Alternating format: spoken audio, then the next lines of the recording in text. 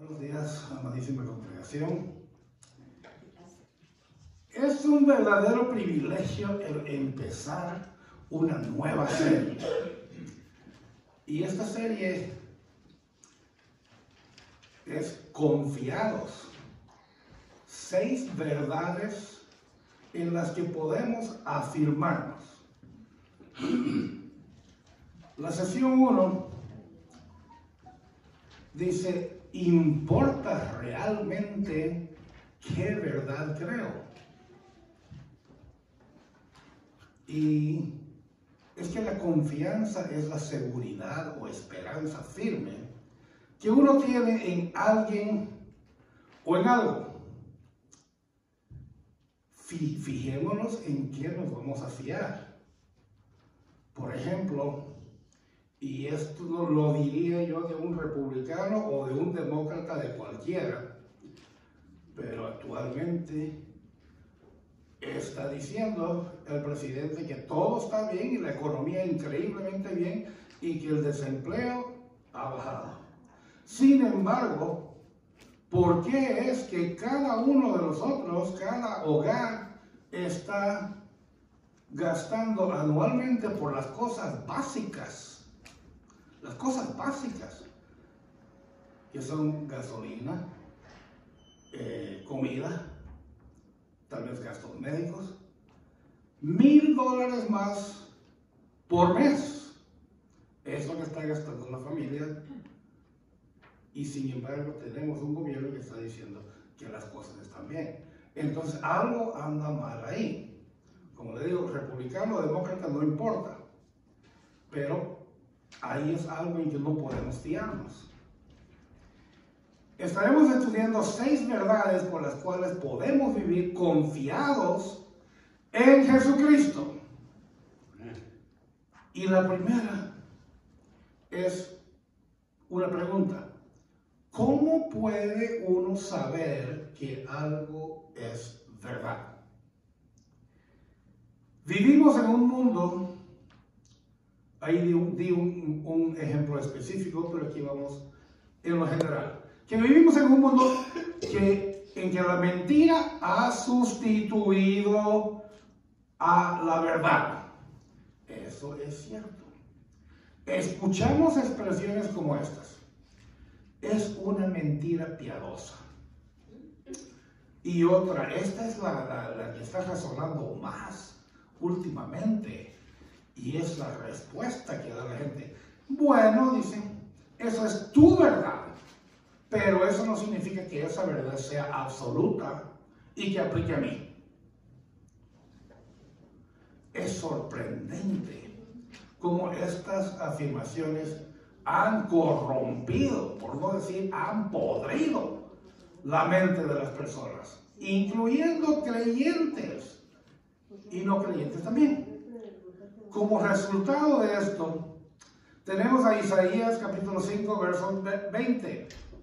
Que se ha convertido en la orden del día, algo que fue dicho 2750 años atrás. ¿Quién que dice? Hay de los que a lo malo dicen bueno, y a lo bueno malo, que hacen de la luz tinieblas, y de las tinieblas luz, que ponen lo amargo por dulce y lo dulce por amargo. Con tanta confusión, debemos ser muy cuidadosos al verificar y decidir qué es verdad. Jesucristo es el único que nos puede llevar a conocer la verdad, al arrepentirnos y pedir perdón por nuestras faltas y recibirlos como nuestro Señor y Salvador. Él siempre nos guía a la verdad porque Él es la verdad. Entonces la idea central de hoy es, solo conociendo la verdad de Cristo es que podemos experimentar la libertad. Y nosotros pidamos al Señor cada uno que abra nuestro entendimiento para aprender y poner en práctica los principios sobre la verdad que vamos a estudiar hoy. El pasaje bíblico está en Juan, capítulo 3, del 19 al 21. Ese es uno para empezar. Y después póngale el dedo ahí a Juan, capítulo 8, versos 31 al 36. Entonces, comenzando con Juan, capítulo 3, del 19 al 21, que nos dice, permítanme, y esta es la condenación. Ojo, si empieza usted en el 19, tiene que irse para atrás, porque ahí está dando el resultado de un juicio. Hay que saber cuál juicio. Pero continuemos. Y esta es la condenación, que la luz vino al mundo y los hombres amaron más las tinieblas que la luz, porque sus obras eran malas. Porque todo aquel que hace lo malo aborrece la luz y no viene a la luz para que sus obras no sean reprendidas. Mas el que practica la verdad viene a la luz para que sea manifiesto que sus obras son hechas en Dios. Cantamos hace unos minutos. Brillante luz resplandeció en densa oscuridad. Porque la oscuridad de este mundo era densa. Y vino la luz.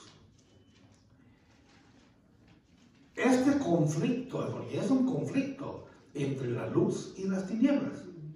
Pero podemos irnos hasta el principio del Evangelio de Juan, el capítulo 1. No vaya ahí, pero se lo leo. Capítulo 1, versos 4 y 5. En él estaba la vida, y la vida era la luz de los hombres. La luz en las tinieblas resplandece, y las tinieblas no prevalecieron contra ella. Es un conflicto de las tinieblas y la luz. ¿Por qué la gente mala prefiere la oscuridad en lugar de la luz? Porque tratan de ocultar sus acciones corruptas. Por eso.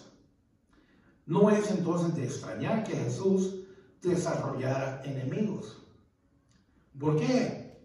Porque Él arrojó una fuerte luz sobre prácticas hipócritas, poco éticas y francamente malvadas. Y debido a su luz, ya no pudieron esconderse. La gente se dio cuenta, todos se dieron cuenta, y aquel que ha llegado a la luz 2000 años después, también se da cuenta de todo lo que está pasando. En los versos, les dije que tiene que regresar un poquito. En los versos 14 al 18 de este mismo capítulo 3, tenemos el contexto de la declaración sobre la condenación para los que no creen en el Hijo de Dios y la salvación para la vida.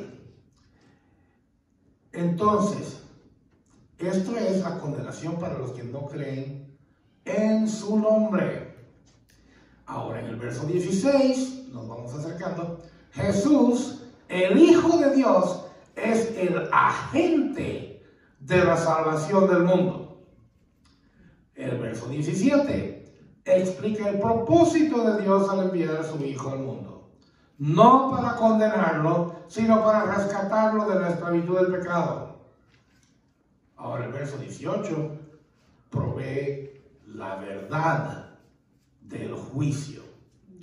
¿Ya? Y dice, el que en él cree no es condenado, pero el que no cree en el Hijo de Dios ya ha sido condenado. No tiene que hacer nada más para condenarse. Ya está condenado. Esto último es una advertencia si es que hay alguien que dicen que Dios es amor y no condena a nadie. Dios es justo, es justicia, y su justicia va en balance con su gracia. ¿Ya? El verso 19, entonces, que leímos, comienza con la condenación, el resultado del juicio. La incredulidad ya juzgó al que no cree. Por lo tanto, la persona queda condenada al infierno por la eternidad. Fue decisión de la persona. Jesús era inocente y los hombres lo condenaron a morir en una cruz, a lo que él voluntariamente se sometió para llevar la carga de nuestros pecados, darnos la vida eterna y así cumplir su misión.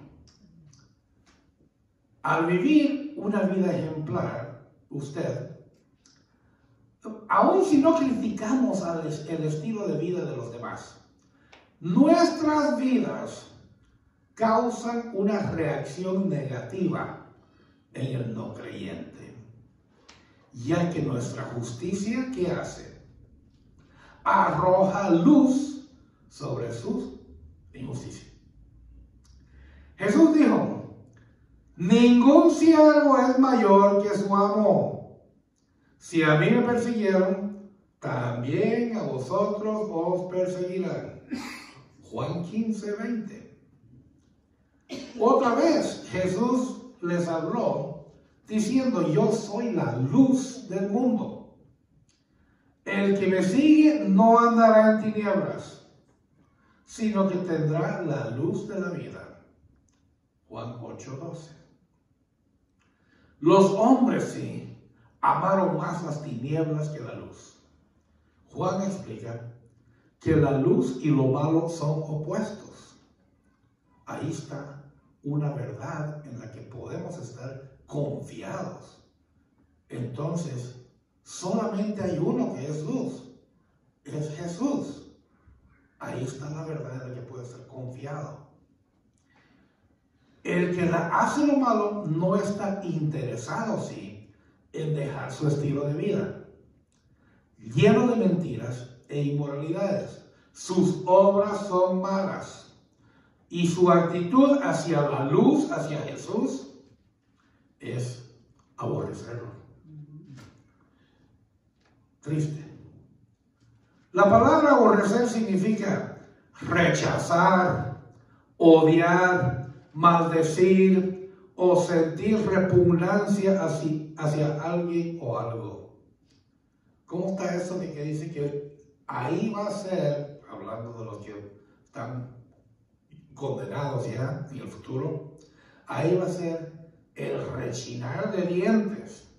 Eso es estar enojado con alguien, sufriendo todo, pero enojado aún, rechazando y odiando a Jesús. Eso es. Ahora, el que practica, mejor dicho, lo malo, no quiere que sus obras sean reprendidas. Sabe lo que está haciendo y que está mal, pero no le molesta. Santiago, el hermano del Señor, el medio hermano del Señor, en el capítulo 4, verso 4 de su libro, dice, oh almas adúlteras, ¿no sabéis que la amistad del mundo es enemistad contra Dios? Esa es una verdad.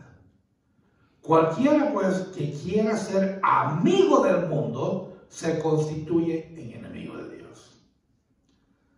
O sea, no puede estar directamente, suponiendo que no está directamente opuesto a Dios, pero que es amigo con el mundo, entonces está directamente opuesto a Dios. El que practica, dice en el verso 21 que vimos, muestra una acción presente y continua. Dice la verdad ahora y continúa diciendo la verdad siempre. O dice la mentira ahora y continúa diciendo la mentira siempre. Práctica. Ya no es un caso específico. Lo que uno es saldrá a relucir. Lo que es y lo que hace van unidos y demuestran su carácter, su personalidad y lo que cree también. Practica la verdad de Jesucristo, atestigua que sus obras tienen la aprobación de Dios.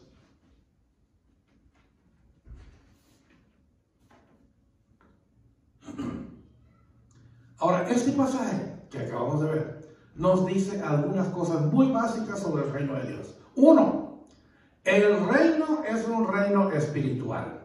La persona religiosa más refinada no tiene idea de qué se trata el reino de Dios, a menos que haya nacido por el Espíritu de Dios. El reino se discierne solamente espiritualmente. 2. La creencia del corazón interno en Jesús es la clave de este reino espiritual.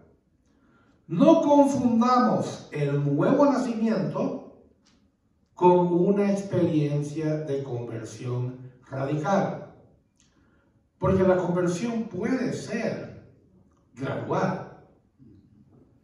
A veces sí confundimos el nuevo nacimiento con el decir la oración del pecador. Esa es una puerta, la oración del pecador. Es una puerta de entrada para muchos. Pero lo que sigue es lo que debe ser. ¿Cuál es nuestra actitud hacia Él? ¿Creemos en Él? Ahora viene algo bien ofensivo para el mundo. Pero es verdad. Toda la humanidad está perdida y necesita ser rescatada. Esta verdad atraviesa claramente a una cultura que se resiste a la verdad absoluta y al bien y al mal absolutos. Y ataca vocalmente cualquier tipo de juicio sobre su estilo de vida. Dicen, el hombre es básicamente bueno y solo necesita un poco de dirección moral. ¡No! Para probar esto, solo mire la disparidad económica, la apatía de los privilegiados. Muchos de ellos que dicen ser cristianos, pero están apáticos. Y el desastre que muchos han hecho de sus vidas. Que el hombre es básicamente bueno y necesita un poquito de dirección moral. No, lo siento. Ahora, Jesús enseña en este pasaje que el hombre, aquí es donde va a venir el rechazo.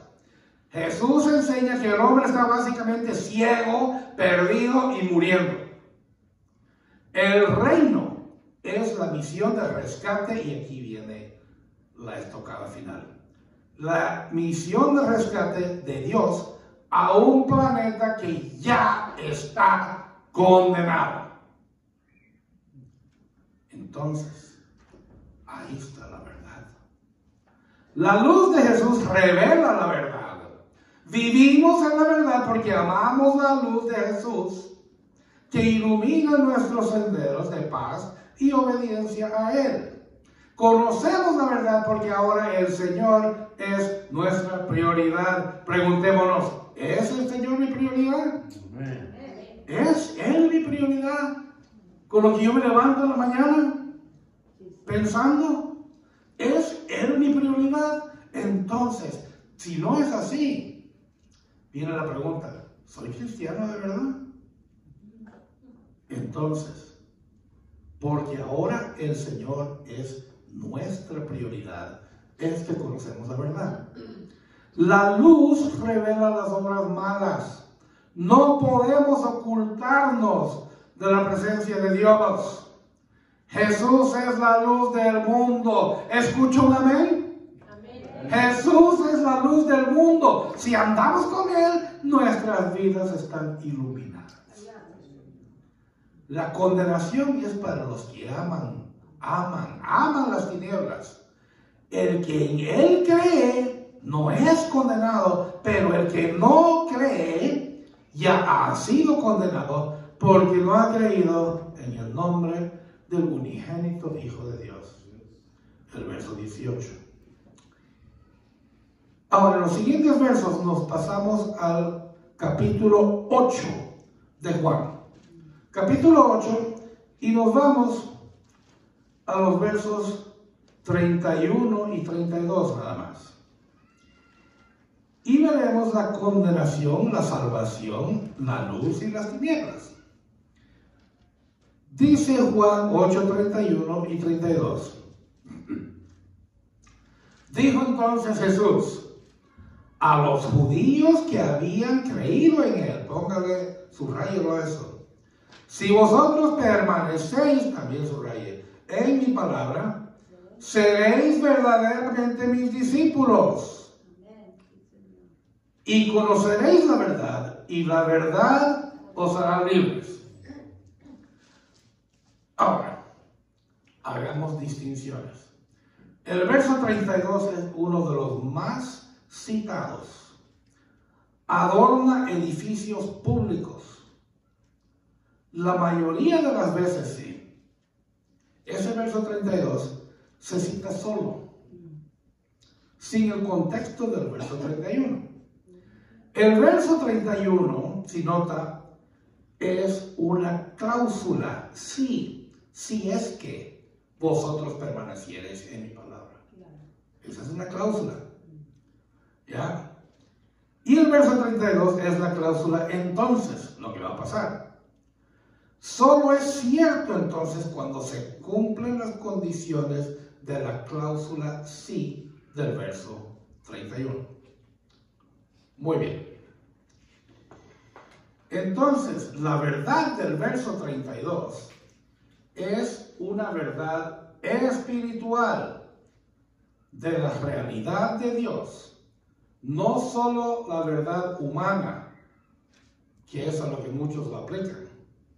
Y como veremos en los versos 34 al 36, será liberado no de la ignorancia, sino del pecado. Claro que hay un sentido general en el que la verdad libera a una persona de la ignorancia, de las supersticiones, de los cargos falsos en un tribunal de justicia. Y la verdad de la educación puede liberar a alguien de la pobreza. Estos son los sentidos en los que el mundo cita el verso 32. Pero el sentido en el que Jesús lo habló se demuestra fácilmente a partir del contexto, es que la verdad espiritual de Jesús puede liberar a las personas del pecado, que de otro modo podría esclavizarlos. Vamos a ver eso. Siempre y cuando continúen afirmando y viviendo en esta verdad, entonces es que conocerán la verdad. Jesús nos libera para que tengamos la vida abundante que Él ofrece. En el verso 30, Jesús hablaba a los judíos en el templo y muchos creyeron en Él y entendieron y aceptaron lo que les enseñaba sobre el Hijo y el Padre. Sus corazones y mentes estaban listos para recibir la verdad de que Cristo era el Mesías. Ahora, en este versículo solo se dirige entonces a los que habían depositado su fe en el mensaje y creían que Él era quien decía que era. Él los llamó aparte para fortalecerlos en la fe y evitar que se apartaran de la verdad, siguiendo tradiciones de hombres que tienen el corazón endurecido. Satanás es muy astuto y quiere alejarlo de la verdad. Ahora, estos eran nuevos creyentes y necesitaban que se les explicara con más detalles las verdades de lo que es ser un discípulo de Cristo. Ellos habían dado el primer paso, que es creer y confiar en las verdades e implicaciones de ser discípulo para hacerle frente a los ataques de Satanás. El primer requisito entonces es permanecer en su palabra, es tener pasión y amor por Jesucristo, pasión y amor por Él, quien vino al mundo para buscar y salvar a lo que ya estaba perdido. Él es nuestra prioridad en la vida, nuevamente. Es reconocer lo esencial de obedecer, ¿ya?, sus enseñanzas, dejar que moldeen la mente y el corazón. El resultado es ser verdaderos discípulos, como dijo Lucas. Y el que no lleva su cruz y viene en pos de mí no puede ser mi discípulo. Lucas 14:27. Otro resultado de permanecer en Cristo es conocer la verdad. Y aquí viene una distinción. Dice, ¿cómo lo dice? Conoceréis.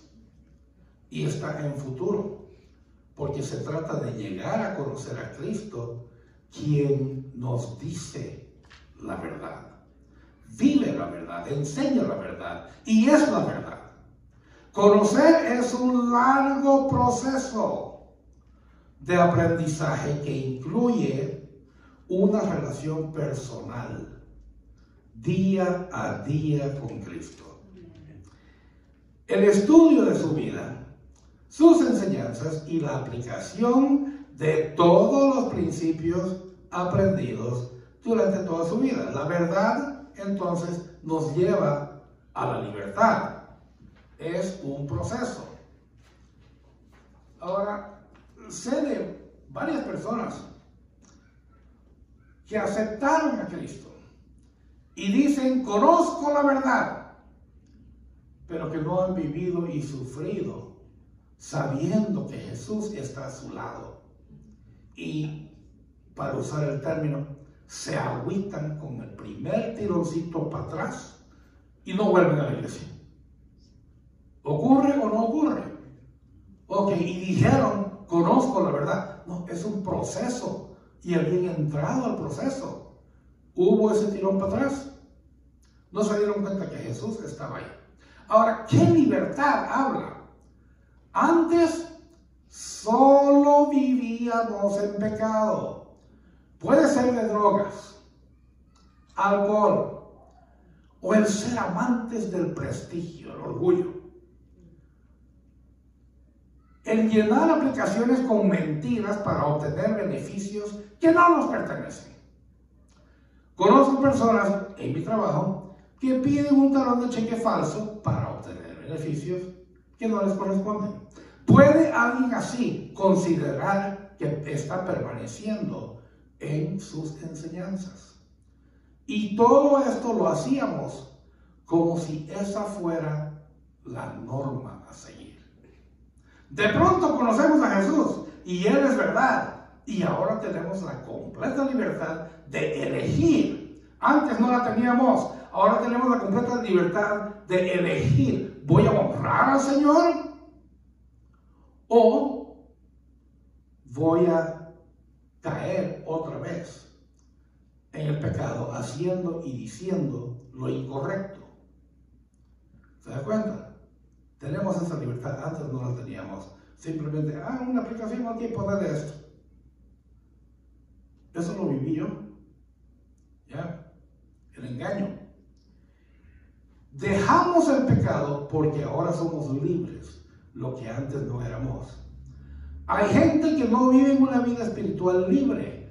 Están esclavizadas en sus mentes por los placeres del mundo, el egoísmo, la mentira y mucho más.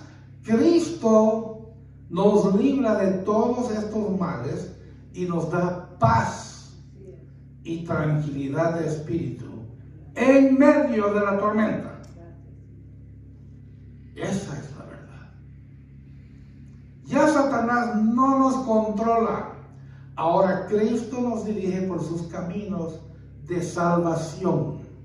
Le amamos y Él nos ama. Nos deleita obedecerlo en todo y hacer su voluntad.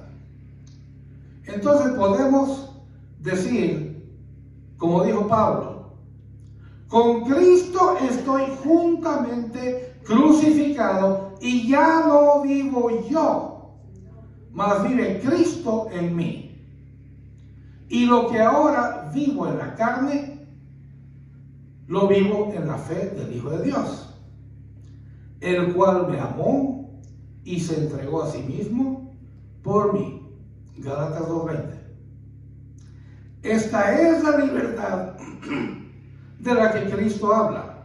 Así que la verdad de Cristo y la libertad moral y espiritual son conceptos inseparables.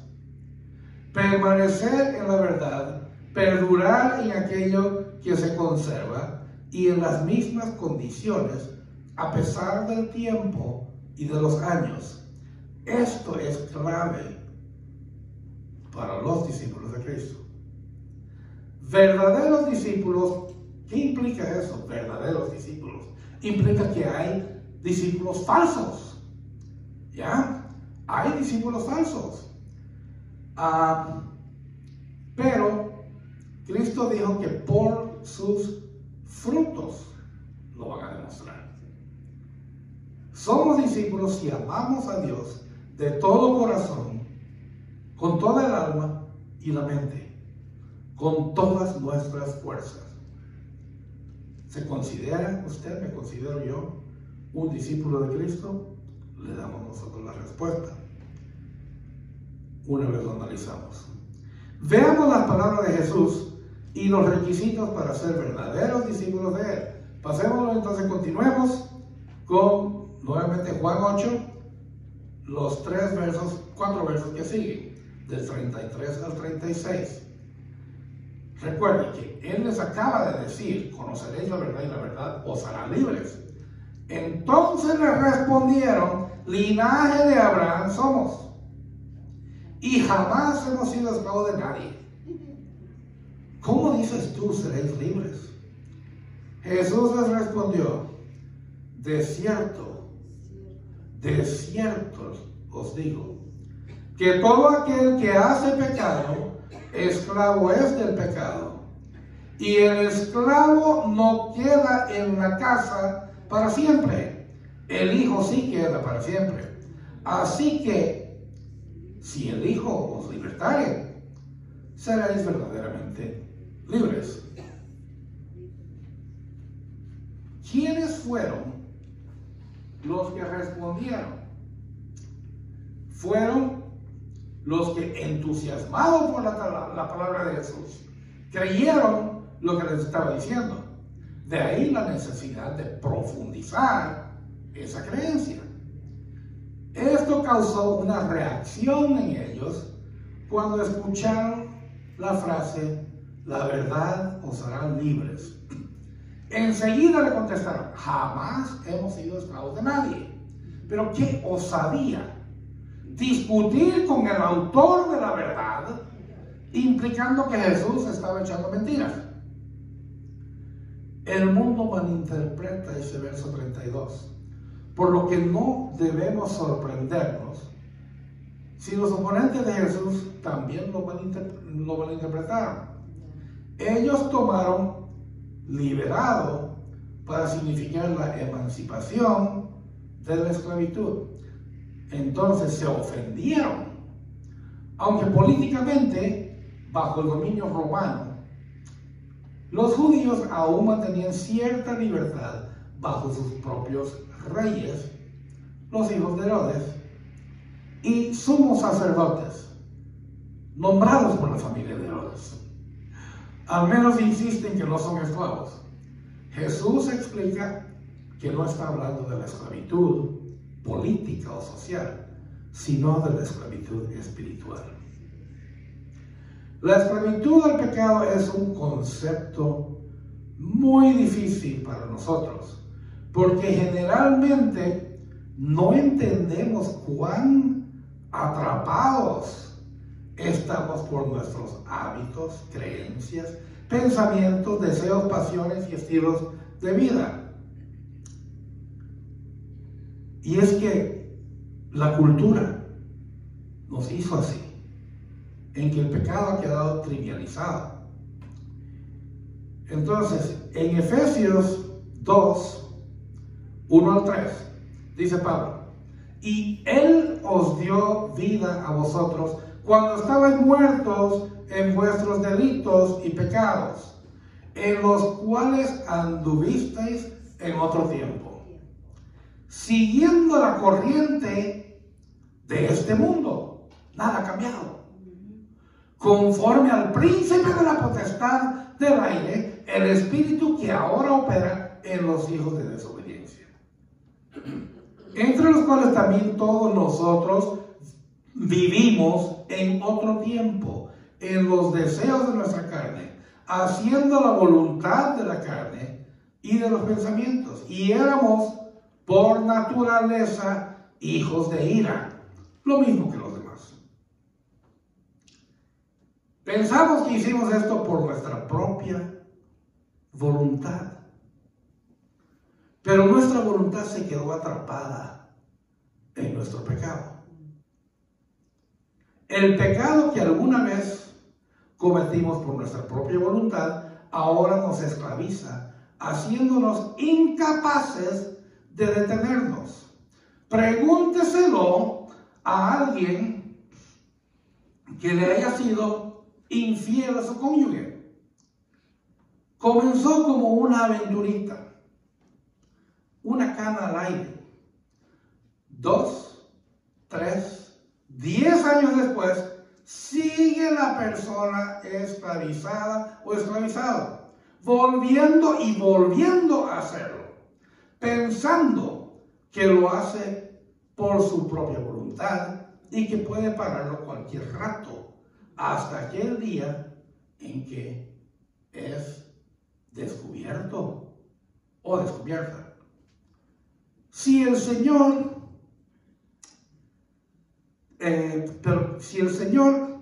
es extra misericordioso, es descubierto o descubierta por el cónyuge dañado o la cónyuge dañada, no por los hijos, que eso sería irreparable.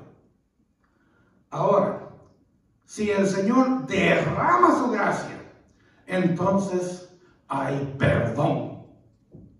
Entonces hay perdón, si es que el Señor derrama su gracia. ¿Ya? Entonces, aquella persona era esclava del pecado. No pudo parar por su propia cuenta y hubo necesidad de intervención divina. Esto no es solo una cuestión de fuerza de voluntad, porque hay algo detrás de todo esto, y es que es la cultura que dice que eso está bien. ¿Mediante qué? Mediante la televisión. Están las novelas ahí y todo, en que todo se ve ya, y simplemente es supuestamente comprendido. Es algo comprensible y aceptado. Y detrás de eso, detrás de Televisa, ya está Satanás, de brazos cruzados, mirando y sonriendo. Pero eso es ser esclavo. ¿Ya?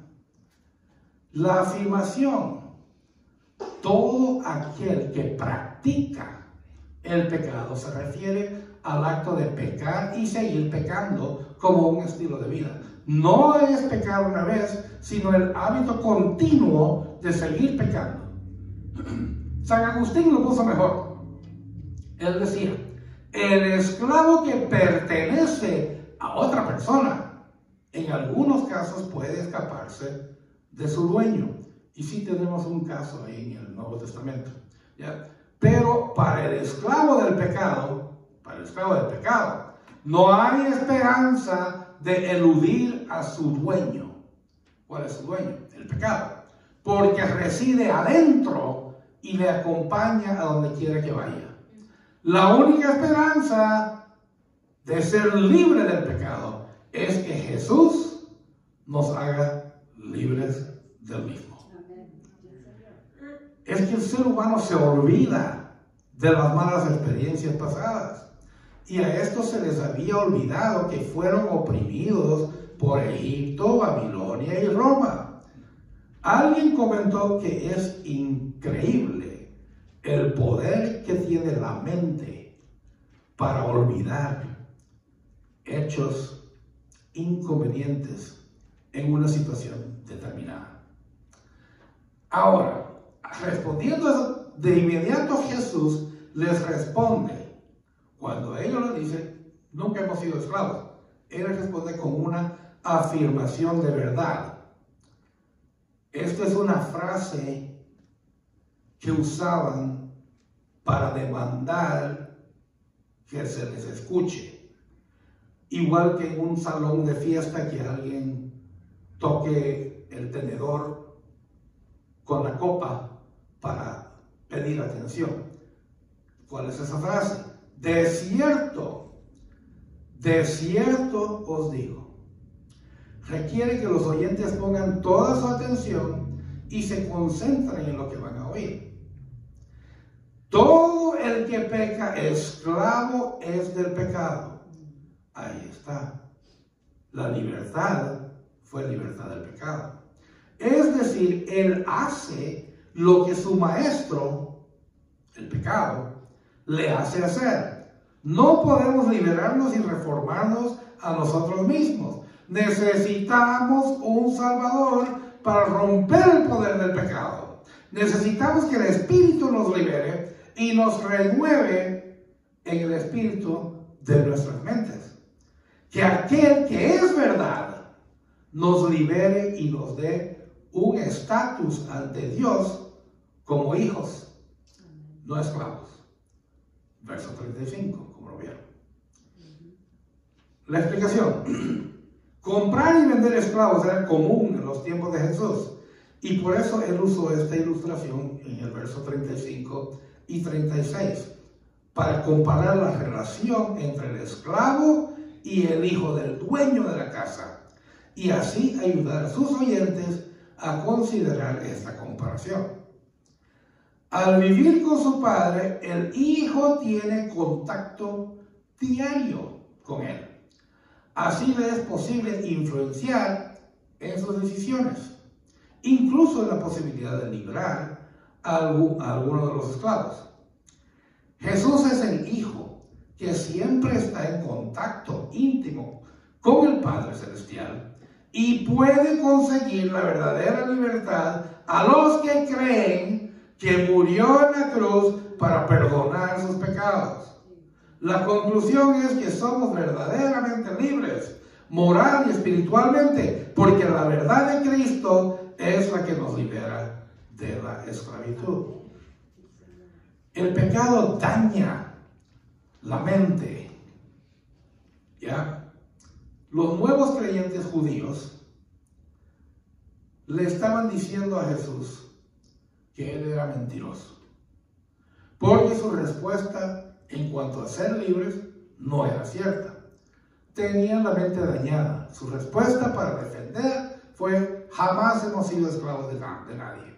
Y esa es la respuesta de muchos hoy. El pecado nos esclaviza para dominarnos. El propósito del pecado es hacernos esclavos y tomar control control nuestro y dominarnos. Pero si no, escuchen, si no existiera la tentación y el pecado, tampoco habría la libertad. ¿Se da cuenta? No habría libertad si no pudiera uno elegir. Jesús es nuestro liberador. Somos verdaderamente libres, moral y espiritualmente, porque la verdad de Cristo nos libera de todo tipo de esclavitud. Entonces, revelan nuestras acciones que somos verdaderamente libres. Estudiemos, investiguemos y profundicemos el tema de la verdad. Practiquemos. El propósito de la libertad es vivir para Cristo, no para uno. Puede usted decir, ya no vivo yo, mas Cristo es el que vive en mí. Decidamos. La verdadera libertad es entregarse a Cristo para que nos rescate de la esclavitud. Como conclusión de hoy, podemos afirmar sin duda alguna que solo conociendo la verdad de Jesucristo, este primer tema, podremos ser libres de la esclavitud del pecado. Esta libertad tiene requisitos y consecuencias. Debemos practicar la verdad de Jesús como un estilo de vida, algo que salga naturalmente. No más mentiras, odios, temor, etc. Los resultados son maravillosos. Una relación íntima y profunda con Jesús, con el Padre y con el Espíritu Santo.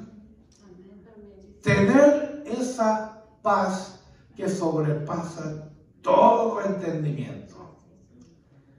Entrar en el gozo de nuestra salvación y ser de bendición a otros. No lo guardemos todo. Gloria al Señor. Ahora puedo ser libre porque pertenezco a Cristo. Dígalo usted.